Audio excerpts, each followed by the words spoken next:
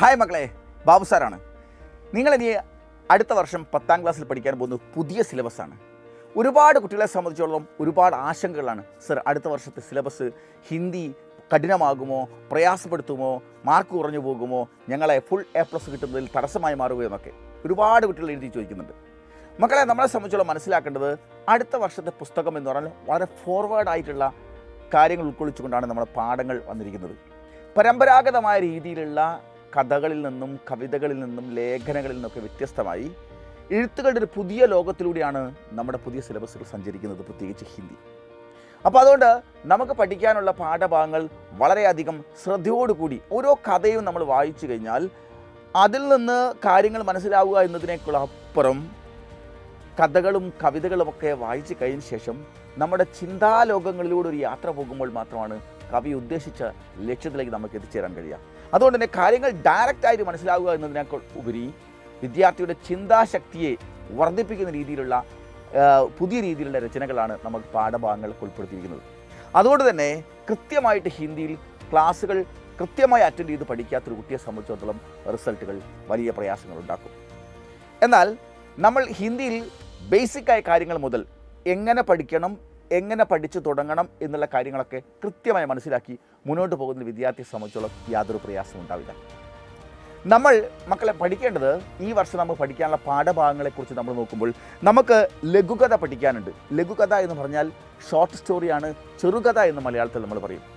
ചെറുകഥയുടെ പരമ്പരാഗതമായി വായിച്ച് ശീലിച്ച സങ്കല്പങ്ങളിൽ നിന്നൊക്കെ വ്യത്യസ്തമായുള്ള രീതിയിലാണ് നമ്മൾ ആ കഥ വായിച്ചു കഴിഞ്ഞതിന് ശേഷം, ചെറുകഥ കഴിഞ്ഞതിന് ശേഷം എന്താണ് കവി ഇതിലൂടെ ഉദ്ദേശിച്ചത്, എന്താണ് ഇതിൽ മനസ്സിലാക്കേണ്ടത് എന്നുള്ള കാര്യങ്ങളൊക്കെ കഥ വായിച്ചതിനേക്കാൾ കൂടുതൽ നമ്മൾ പിന്നീട് ചർച്ച ചെയ്യേണ്ടിയിരിക്കുന്നു. അപ്പോഴാണ് നമ്മൾ അതിൻ്റെ ലക്ഷ്യത്തിലേക്ക് എത്താൻ പോകുന്നത്. പിന്നീട് നമുക്ക് പഠിക്കാനുള്ളതാണ് ഹൈക്കു. മക്കളെ, ഹൈക്കു എന്ന് പറഞ്ഞാൽ കുഞ്ഞൻ കവിതയാണ്.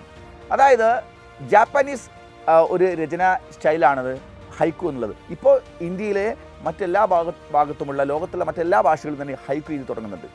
3 വരികളുള്ള കുഞ്ഞൻ കവിതയാണ് ഹൈക്കു. ഓക്കെ, ഈ ഹൈക്കുവിൽ തന്നെ എത്ര അക്ഷരങ്ങളാണ് ഓരോ വരിയിലും വേണ്ടത്, 2ാമത്തെ വരിയിൽ എത്ര വേണം, 3ാമത്തെ വരിയിൽ എന്നുള്ളതിനൊക്കെ പ്രത്യേകമായ നിയമങ്ങളുണ്ട്. ആ നിയമങ്ങൾ പാലിച്ചുകൊണ്ടാണ് ഹൈക്കു വയ്ക്കുന്നത്. അപ്പോൾ വലിയൊരു ആശയത്തെ പോലും ചെറിയ ഹൈക്കുയിൽ നമ്മൾ ഉൾപ്പെടുത്തിയിട്ടുണ്ടാവും.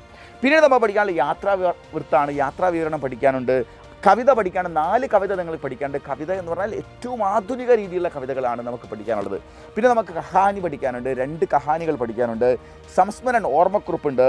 ദോഹെ കബീർദാസിൻ്റെയും തുളസീദാസിൻ്റെയും റഹീമിൻ്റെയും മനോഹരമായ ദോഹകൾ മധുർവചൻ എന്ന രീതിയിൽ നിങ്ങൾക്ക് ഒരുക്കി വെച്ചിട്ടുണ്ട്. അതുപോലെ തന്നെ ഒരു ലേഖനവുമുണ്ട്. ഇതൊക്കെ ചേർത്ത് 12 പാഠങ്ങളാണ് നിങ്ങൾക്ക് പഠിക്കാനുള്ളത്. ഞാനിപ്പോഴും പറയുന്നു, ഓരോ പാഠഭാഗങ്ങളെയും പുതിയ കാലത്തിനനുസരിച്ച് ഏറ്റവും ഫോർവേഡായി ചിന്തിക്കുന്ന ഒരു മേഖലയിലൂടെ ആണ് നമ്മുടെ രചനാലകളും പോകുന്നത്. അപ്പോൾ കൃത്യമായി പാഠങ്ങൾ അറ്റൻഡ് ചെയ്യുകയും കൃത്യമായി കാര്യങ്ങൾ മനസ്സിലാക്കുകയും ചെയ്യാത്തൊരു കുട്ടിയെ സംബന്ധിച്ചോളം പരീക്ഷാ ഹാളിൽ എന്തെങ്കിലും പാഠത്തിൻ്റെ കഥ കേട്ടിട്ട് ക്വസ്റ്റ്യൻ ആൻസർ എഴുതി വിജയിപ്പിക്കാം, മാർക്ക് എടുക്കാമെന്ന് വിചാരിച്ചാൽ തെറ്റും. അവിടെയാണ് ഓരോ പാഠഭാഗങ്ങളിലും കവി ഉദ്ദേശിച്ചതെന്ത്, ലേഖകൻ ഉദ്ദേശിച്ചതെന്ത്, ഈ സാഹിത്യകാരൻ എന്താണ് ഉദ്ദേശിക്കുന്നതെന്ന് നമ്മൾ കൃത്യമായി മനനം ചെയ്തുകൊണ്ട് ആശയവിനിമയം നടത്തിക്കൊണ്ട് വേണം ചോദ്യോത്തരങ്ങൾ ക്രിയേറ്റ് ചെയ്യാൻ. അത്തരം ചോദ്യങ്ങൾക്ക് ഉത്തരം എഴുതണമെങ്കിൽ കൃത്യമായ രീതിയിൽ വേണം നമ്മൾ ക്ലാസ് അറ്റൻഡ് ചെയ്യാൻ. അപ്പോൾ ഇങ്ങനെയെല്ലാം പഠിച്ചെങ്കിൽ മാത്രമേ നമുക്ക് ഫുൾ മാർക്ക് ഉണ്ടാവുകയുള്ളൂ. അതുകൊണ്ട് മക്കളെ, നിങ്ങൾ അസ്ത്ര ബാച്ചിൽ നമ്മൾ 10,000-ലധികം കുട്ടികൾ നമ്മുടെ അസ്ത്ര ബാച്ചിൽ ചേർന്ന് കഴിഞ്ഞു. നിങ്ങളും അസ്ത്ര ബാച്ചിൽ ജോയിൻ ചെയ്യുക. താഴെ കാണുന്ന നമ്പർ വിളിക്കുക.